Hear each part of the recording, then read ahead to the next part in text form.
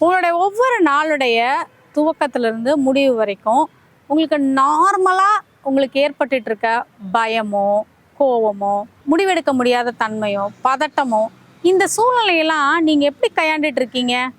ஒரு நாள் முழுக்க உங்களோட வேலையில் எல்லா வேலையோடையும் சேர்ந்து இந்த பயம், கோவம், பதட்டம் இதெல்லாம் உங்களை கூடவே இருக்கே ஒழிய இதை விட்டு நீங்கள் விலகிறதே இல்லை.